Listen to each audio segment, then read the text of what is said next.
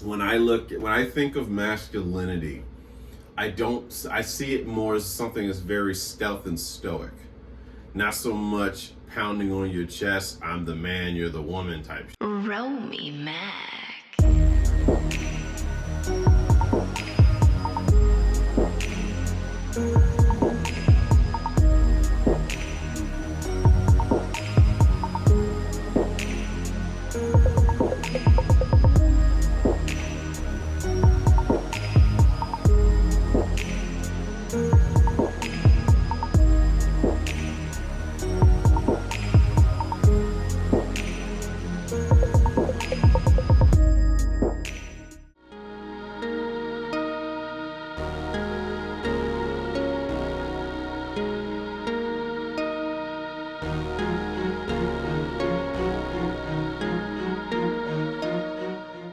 What are some of the pains of love to you?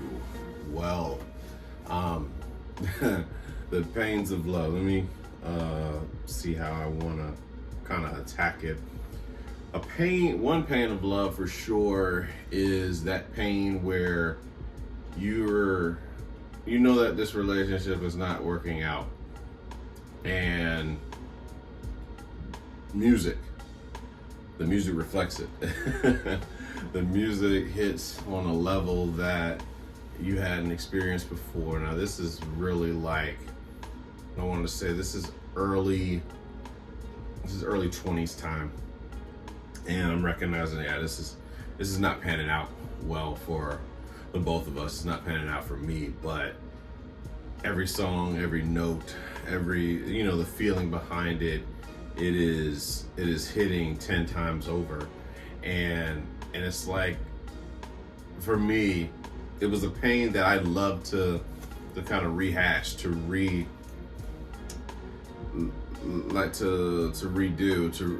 to keep going through that very same feeling.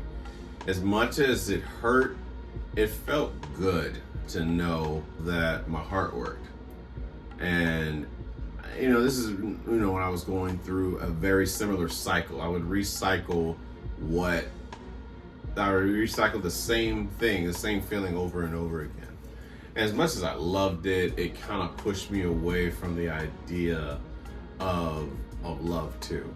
Not in the sense of, like, there was something about me, this is the common denominator's me, but it was something about me that kept attracting, which did not value me. So obviously I don't value myself enough, or have enough healthy boundaries to where I'm going to attract someone that doesn't just see me as an accessory in their life. Like, they really do value men. They value males. They value men that lead. They value men that attempt to operate their masculine. That type of thing is going through like the mind back then. But I was too young to understand it, so I just kept recycling it. But the songs, that's a pain of love, like the pain of love where music, all the songs make sense. The breakup songs, the songs where it doesn't pan out well for the guy at the end, they all made sense. It's simp shit, don't get me wrong, there's definitely some simp shit. Like to be that hard pressed over one person, and there's a billion people in the world. You know what I mean? It's a sickness. It's like, what we refer to as one-itis and shit, where you're that obsessed about this one person so much that you won't allow yourself to pull from the experience. You want to stay in a place where you consistently feel that same pain, but the pain feels so good because of the alignment with what the song says. Now, this is what the song is designed to do, you know what I mean? But we become what we think about. So if I'm constantly talking about breakup, if I'm constantly talking about heartbreak, talking about there ain't no good men, there ain't no good women, I'm going to feel that, each time I put myself in that mindset aligning with this song, because it feels good.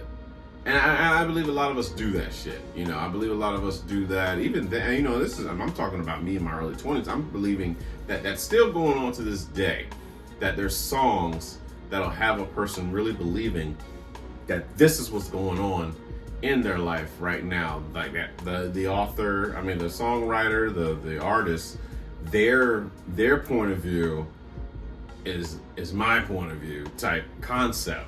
You know what I'm saying? When it comes to love, and I think that's what can get misconstrued, and is a misconception where we believe what they're talking about is exactly what we're talking about, and it's not the exact same thing. It sometimes can be exaggerated, and as far as the point that's being made from the song, but that's how you get the song to sell. So definitely music is one of my favorite. Music aligning with whatever I'm going through, or whatever I was going through, was like the pains, of love. Like, to me, another pain is it's already been accepted that we're not meant for one another. So now you've decided to just make the most of the time that's left.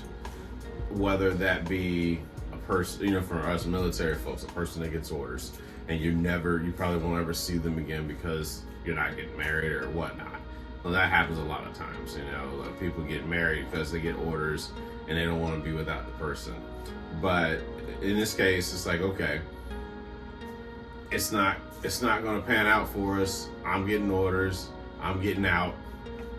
Now we got to figure out how life's going to be. So it's like time is running out, and now that you have time, you know how many days left, you try to pack in your entire life into those little days, and you get some cool moments, you get some dope moments in it, but in the back of your mind you're still thinking it's never going to be the same. And it's a pain, man, that hits because you really do care about this person. You got strong feelings for this person, but you know that time's ticking, and now you have a countdown. Now you know how many days left you have with this particular person, or like something on vacation where it's somewhere where you're for a limited time, and you gelled with this personality, and now it's time for you to return back to your regular lives. And I've had that throughout, my life, whether that be a teenage kid going here with my parents, meet this, little girl, and at my cousin's or, aunt, uncle's house, and gotta leave.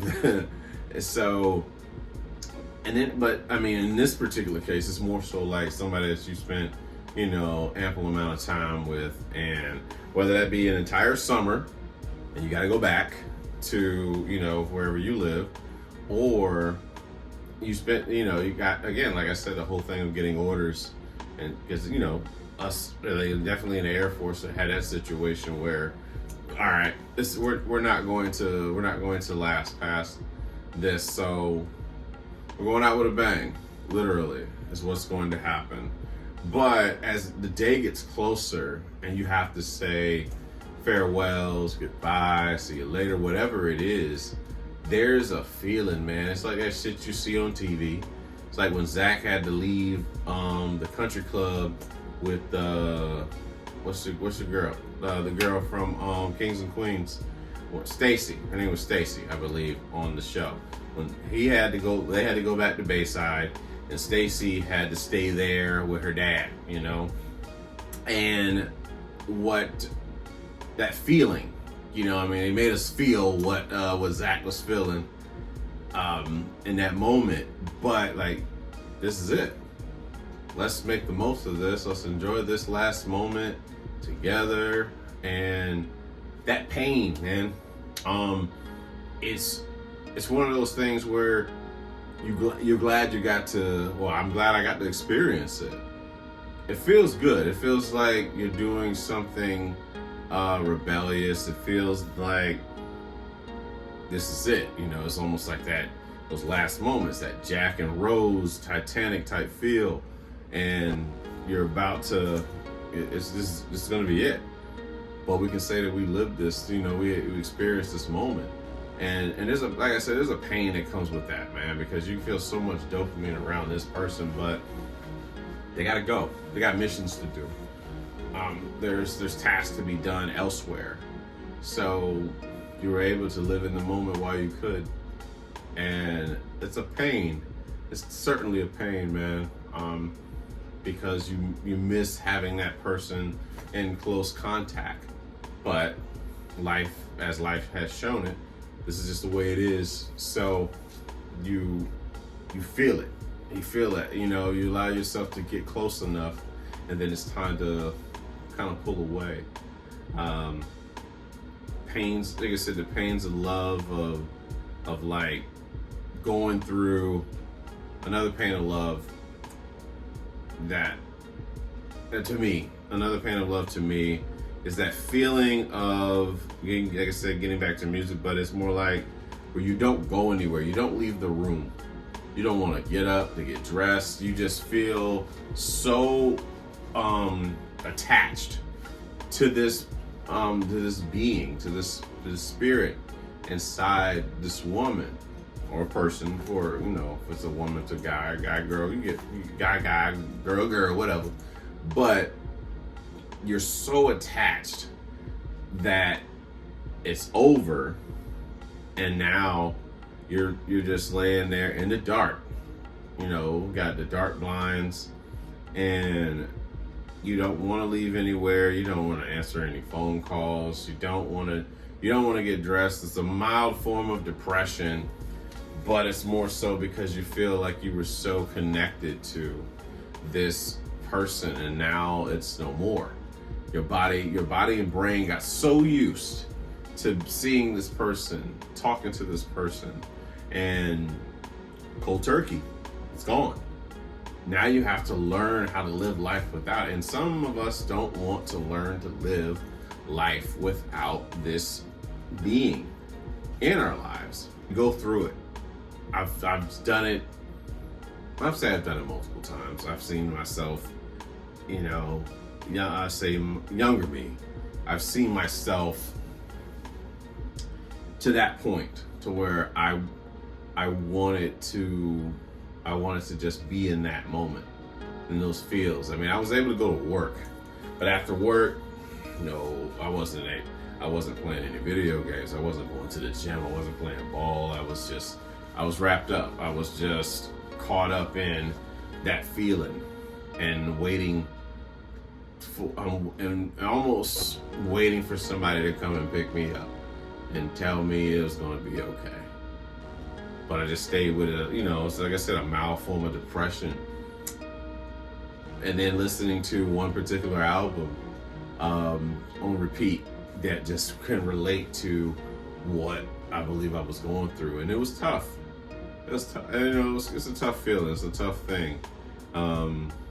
Not being able to listen to albums is another pain. It's like a pain you feel when you hear a particular song Whether it's the song that reminds you of the person, or it's a song that reminds you of what you went through with the person, it's a struggle, man. Like you can almost, I'm talking about like when you hear something that you immediately close your eyes and you can see whatever was going on at that time. Like for me, 808s and Heartbreaks album by Kanye, there's something there. The Amy Winehouse Back to Black album, there's a feeling that used to come with that. I would avoid listening to that album. Kanye's Graduation album, I used to avoid listening to for a little while. There was Blame It by Jamie Foxx. I avoided playing that for a long time.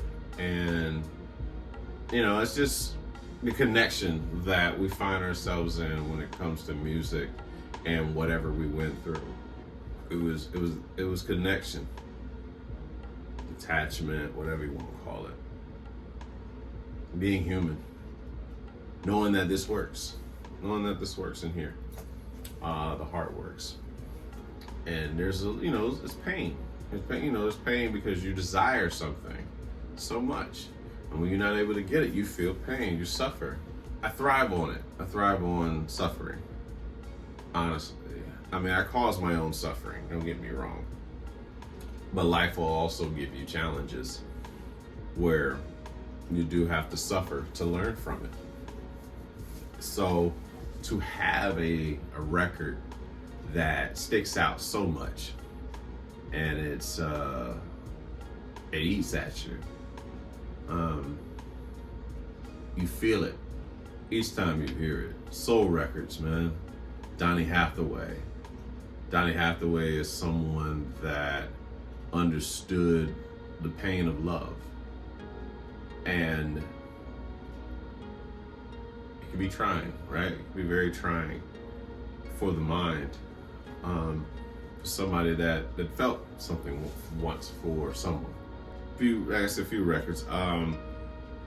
Can You Help Me by Usher was another one. I used to be stuck in the bed in high school trying to manage these emotions. Well, I'm a firm believer that nobody should be dating in high school. We're not mature enough to handle those emotions that came with that. It was tough, man.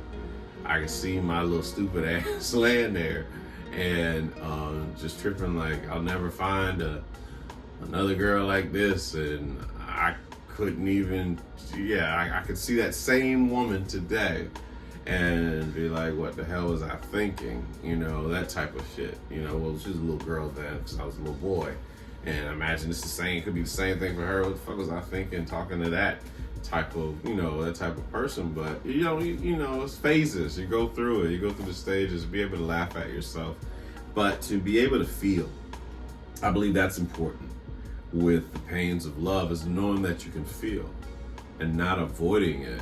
And I know I spent a great deal of time trying to avoid shit, but when I got caught off guard and I found myself getting attached, getting connected to this particular woman, and it catches you off guard, and then there's those childhood emotions come up: abandonment, fear of losing, and ego.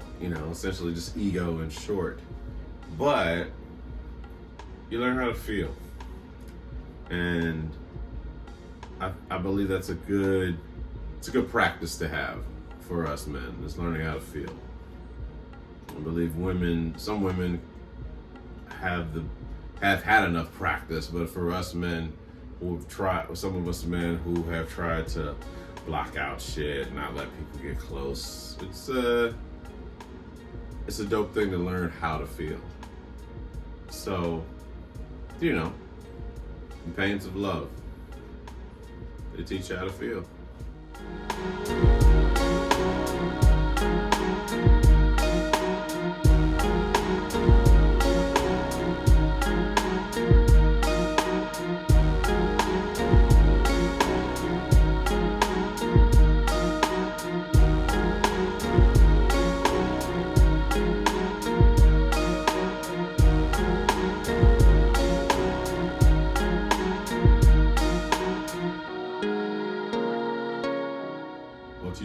gets taken out of context when it comes to masculinity.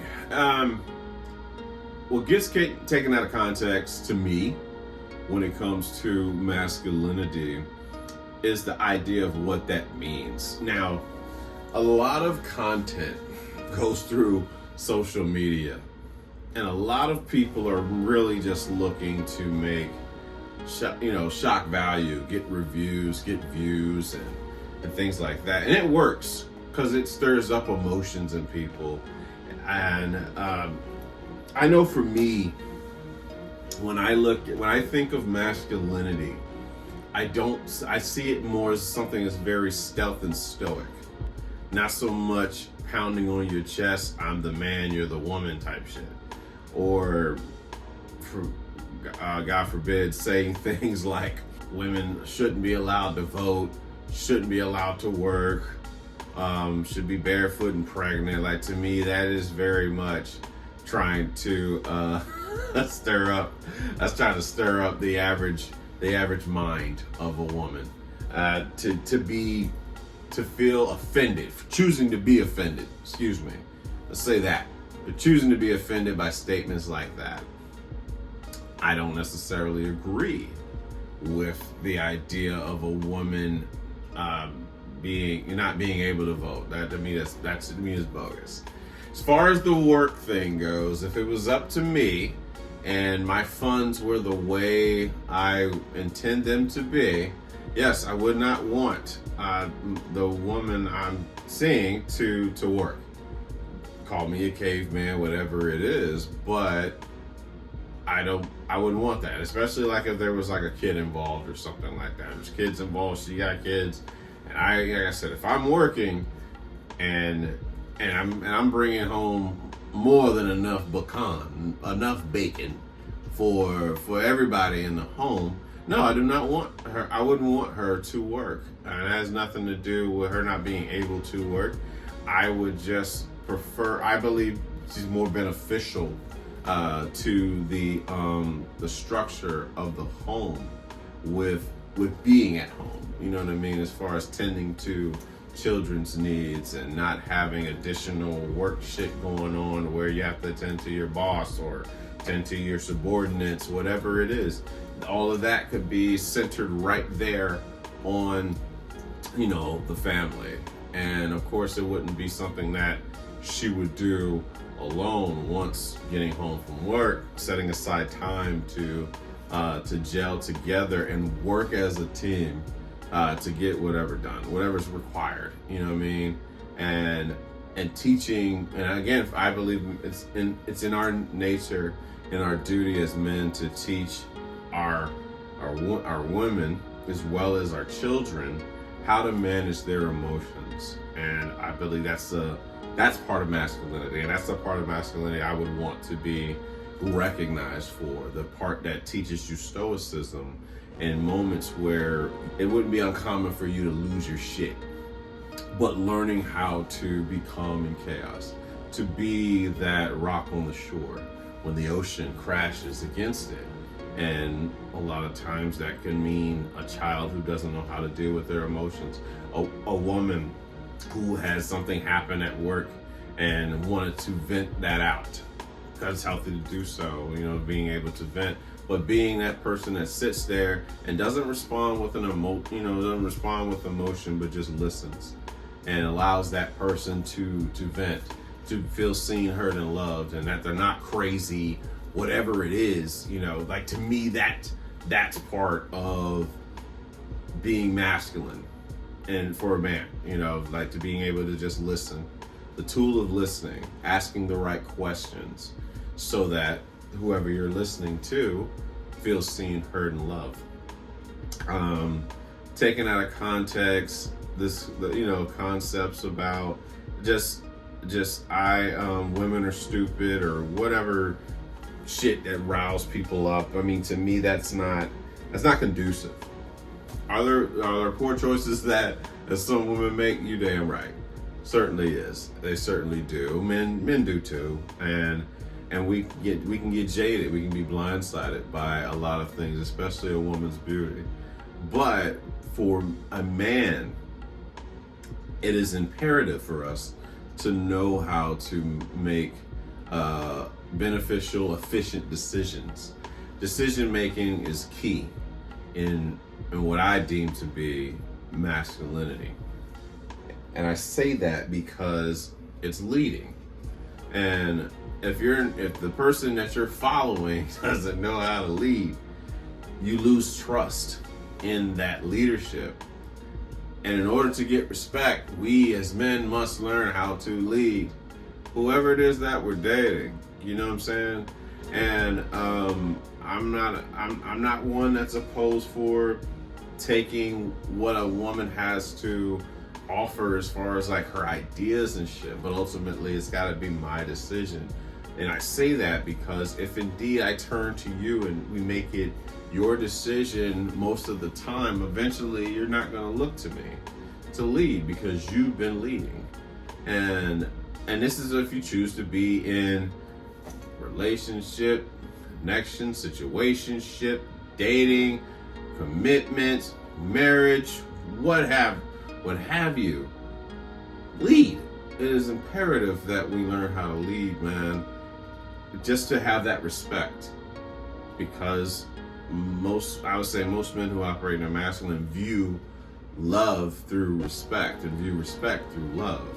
That is how you can show love to a man, is by trusting him to lead, respecting him enough to do it, and making that decision. But we also, as men, have to show that we can make efficient decisions. We can be calm in chaos, not lose our shit, unless we're watching football or sports or some shit. I'll okay that, in my mind. Like, to me, that just garners that. It's just that is one time where men can really just show their emotion watching the game, especially football, depending on what's going on. Not so much that you gotta break TVs though. I do not co-sign that shit.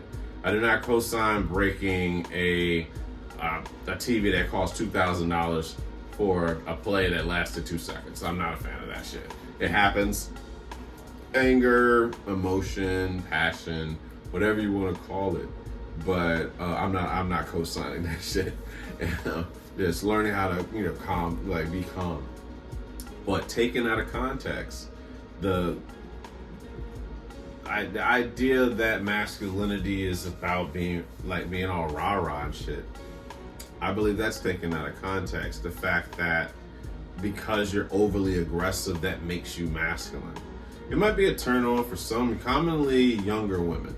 Younger women who haven't matured emotionally yet tend to find a very rah-rah type of guy to be very attractive, because it represents a sense of security, right? A false sense of security at times, but that rah-rah shit, we see it a lot like in high school. But when you become older, you get older, being calm in situations, being able to be calm in chaos, I believe matters more. Not just for us as men, but certainly for women too. To find a man that is comfortable with managing his emotions and making decisions, even in chaos. It is not for the weak, for sure. It takes a lot of practice to do it. It's a daily practice too. It's not something that you're just gonna get. But learning how to be calm in chaos and learning how to manage your emotions when talking to people, being that calmness, being that calm voice that can bring down the excitement, not in a negative sense, but like where a person feels safe. They're no longer talking in fear. They feel safe enough that they don't have to holler and scream to get their point and be heard, wanting to show that. So like I say, that part of masculinity gets taken out of context, is believing that a person being overly aggressive is masculine. I prefer that as stoicism. That's what I love studying Buddhist monks and how calm they allow themselves to be. It is it's fun. It's fun to study. Same thing with Marcus Aurelius and the other Stoics. How calm they were, and at least were mentioned in their writings about them. Their ideas, their philosophy on just remaining calm. So I believe that gets taken out of context. But masculinity has, I think there's many ways we can look at masculinity. These are the ways that I look at masculinity. It's just about being calm in chaos, knowing, having the courage to lead, knowing how to lead, being trusted to lead, and just allowing those around you to feel safe, calm, enough to be themselves, and to not judge, to allow people to feel seen, heard, and loved without projecting me onto them as much as I can. Not projecting myself onto them, but being able to just listen and try to listen without preparing a solution for what's being said to you, and just wanting to listen. But there's parts of you that are still operating from your wounded inner child, where you want to fix the problem, and it's ego. My ego is like, oh, I know that's what's going on. Did you do this? But sometimes people just want to be able to vent without getting a solution. They don't want you necessarily to fix the problem. They want you to listen, and that's one of the bigger challenges. I know I found myself in is listening without coming up with a solution. But part of growing up, part of maturing emotionally, but being able to listen. So yeah, those are the few things I find that get taken out of context when it comes to masculinity.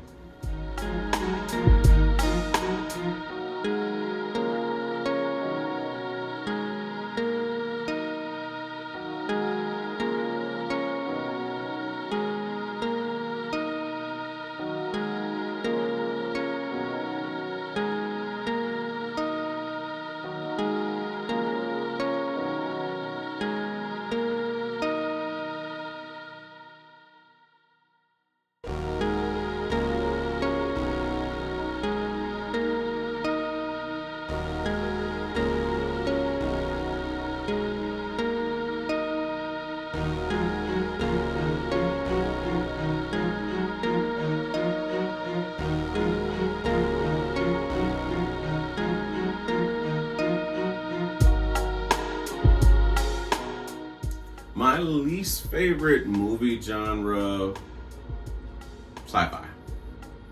I'm not a fan of science fiction. Like what's the shit? Alien, you know what I'm saying? Star Wars. I love the music. I am a big ass fan of John Williams. I will be very sad when I see that John Williams has passed away, because he's getting up there. He's in his 90s. But the music that he's created, I'll never be able to pay him for what he's done, the memories he's helped create for me and my family when it comes to the music. But science fiction is my least favorite. It's my least favorite because I don't necessarily care about like outer space and aliens and shit like that. I'm not fascinated by it by any means. I think Star Wars is cool in video games, like simulators or some shit in the arcade. Being able to fly in one of those Star Wars like spaceships and whatnot is pretty cool. But I'm not a fan of the storyline and things that look like aliens with a bunch of juice coming out their face. I'm not fascinated by that shit, not one bit. But my least favorite genre of movie is science fiction.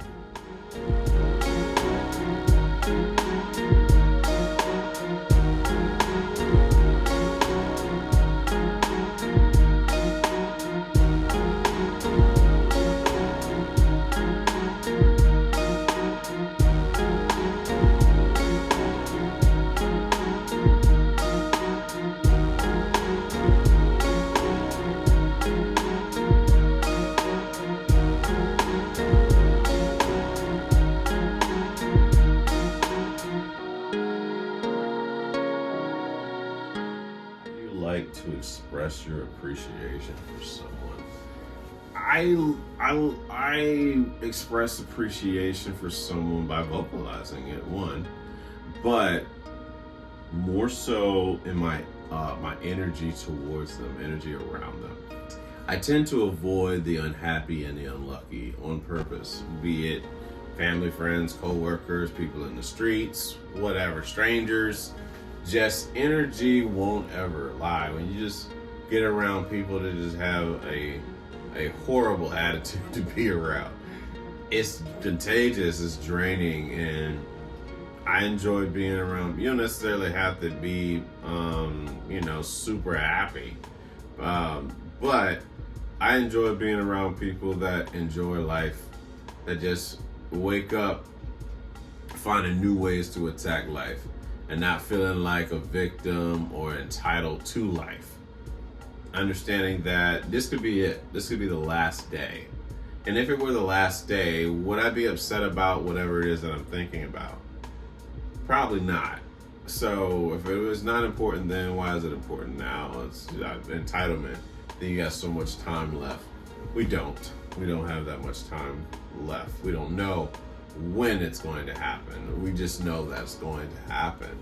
So, but my appreciation, expressing my appreciation for others, I love to speak what's on my mind, and in a way that you feel it, not just something that is cliche, but honestly, just being able to express my innermost thoughts. And I pride myself on, I started young writing poetry, trying to be Casanova when it comes to like talking to girls and stuff like that. As a kid, I was attention seeking. I was trying to be validated. I was trying to find love. You know what I'm saying? Love that I felt like I didn't have. Like I was incomplete. This is my mindset and the whole idea, concept of what I was doing. But now knowing that I can write something and allow her to feel,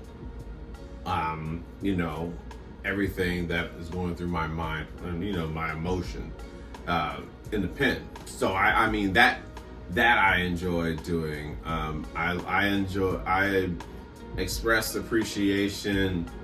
Sometimes it can be a long text. It can be a letter, actually, an actual letter. Be it writing to your mother just to show appreciation for what she's done for you, your father, your kid, family members, whatever it is, birthdays come up, being able to give them something that they can refer back to that you wrote. And I believe those words stick with them. In those times where it's like, it feels good to be recognized and acknowledged by these terms that are being used. Showing appreciation by offering gifts, gift giving is another way I can show that I appreciate you. Knowing that something that you're really into. Like if I know you got a thing for Reese's, if I know you got a thing for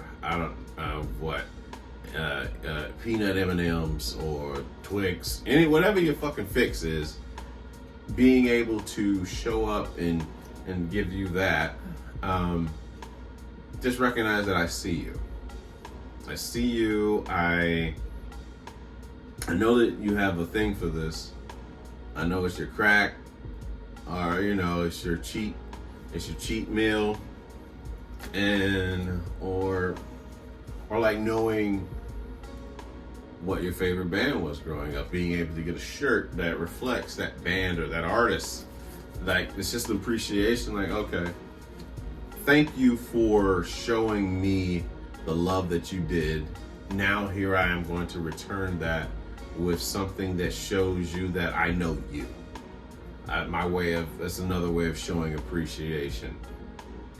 Or knowing that you're into something. Like maybe you collect vinyl, maybe you collect plants, maybe you collect hats, maybe you collect magnets.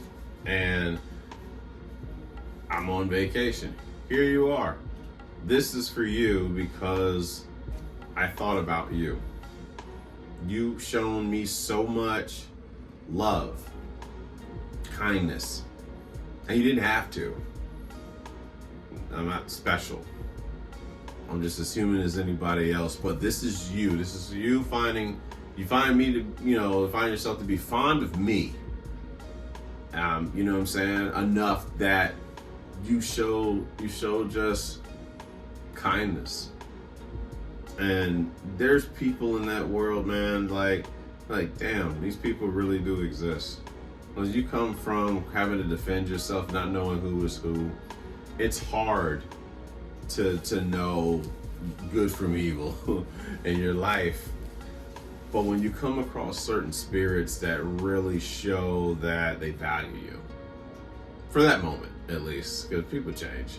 But in that moment, being able to accept the fact that, oh, this person is valuing me.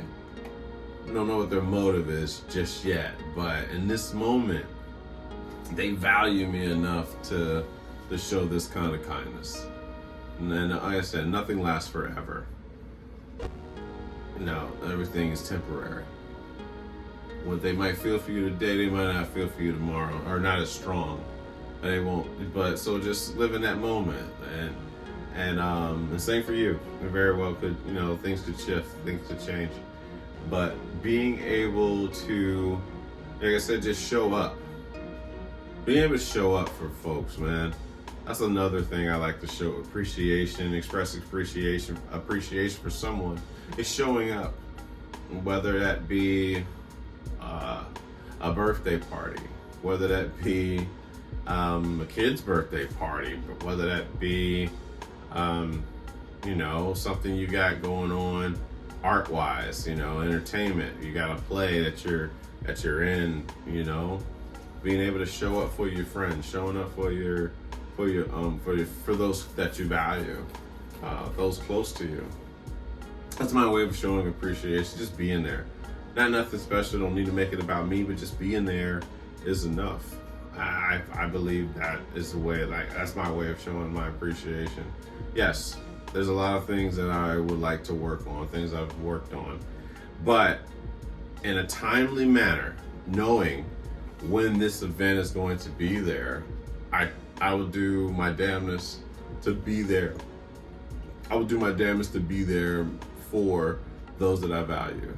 If I'm not able to make it there, it's not to be taken personal, especially if I value. Now, if we got an issue and I really don't fuck with you like that, don't be shocked that I don't show up for you, because I value my time.